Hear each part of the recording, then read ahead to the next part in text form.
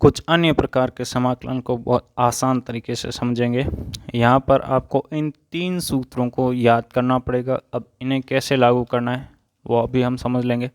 सर्वप्रथम आपको क्या करना है, यहाँ जो आपको अंडरूट में दे रखा है उसका पूर्ण वर्ग बनाना होगा। पूर्ण वर्ग बनाने के ऐसा तरीका जिससे आपकी गलती होने की संभावना 0% है, वो क्या है? देखो, एक्स स्क्वायर आ रहा है, इसका गुणांक 1 है, तो यहाँ पे डायरेक्ट ये प्रोसेस करना है। यदि 1 नहीं है गुणांक और ये प्लस का नहीं है तो पहले इसको प्लस का बनाओ और इसका गुणांक 1 करो, उसके बाद ये प्रोसेस करना होता है। ओके, जैसे इस टाइप का क्वेश्चन आएगा तो हम उसकी बात कर लेंगे। तो यहाँ लिखो आप कोष्टक में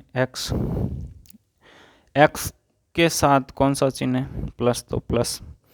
एक्स के साथ जो संख्या आ रही है यहाँ पे कितनी आ रही है? 4, इसके बट्टे में 2 करो और फिर इस पूरे का स्क्वायर। ये प्लस में जो भी संख्या आ रही है उसको लिख दो, इससे आपको कोई मतलब नहीं। माइनस, यहाँ पे देखो कितना आएगा आपका, 4 में 2 का भाग देंगे तो कितनी बार जाएगा? 2 बार, यानी आएगा 2। माइनस यहाँ जो संख्या ये 2 आया है तो इस 2 का स्क्वायर, ये आपका बन गया पूर्ण वर्ग। यानी इसको आप क्या लिख सकते हैं? 2 का स्क्वायर कितना आएगा आपका? 4, और 6 माइनस 4 कितना? 2। अब यहाँ जो आपका इस स्क्वायर में आया है इसको एक नया वेरिएबल मान लो, तो dx बराबर dy, यानी वाई स्क्वायर। इस 2 को क्या लिख सकते हैं हम? √2 का स्क्वायर लिख सकते हैं और dx के जगह dy। अब इसको ध्यान से देखो, ये आपका कौन से सूत्र के साथ मेल खा रहा है? देखो, इस फर्स्ट सूत्र के साथ मेल खा रहा है। अब देखो उसके बाद आपको पता लग गया कि ये हाँ ठीक, इस सूत्र के साथ मेल खा रहा है, तो उस सूत्र को लिख दो।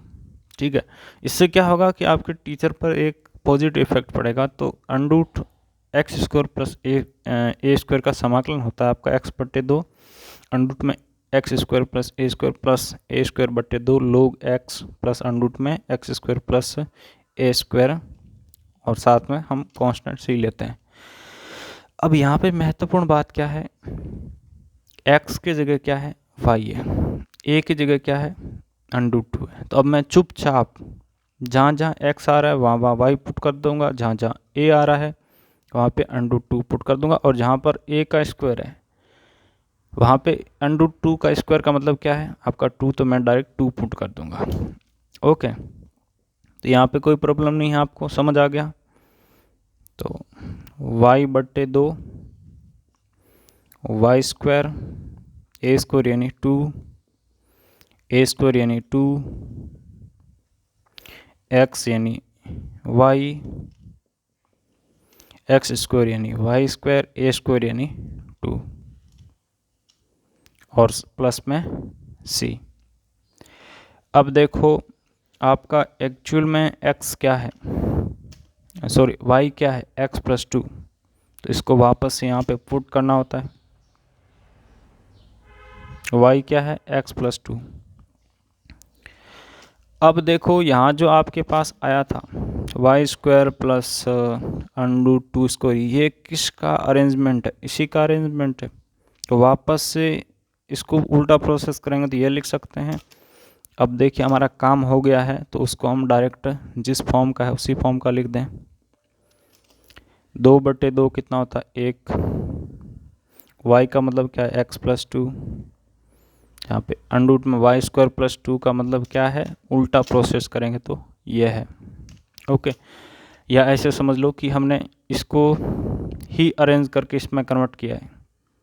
तो अब जब हमारा काम पूरा हो गया तो वापस इसको अपने मूल फॉर्म में लिख देते हैं। या आपको समझ नहीं आ रहा है क्या करें? तो कुछ नहीं, यहाँ पे जो आपका x+2 है वो रख दो, इसका स्क्वायर में ही रहने दो, लेकिन आपको फॉर्मूला याद होना चाहिए कम से कम ऑलरेडी।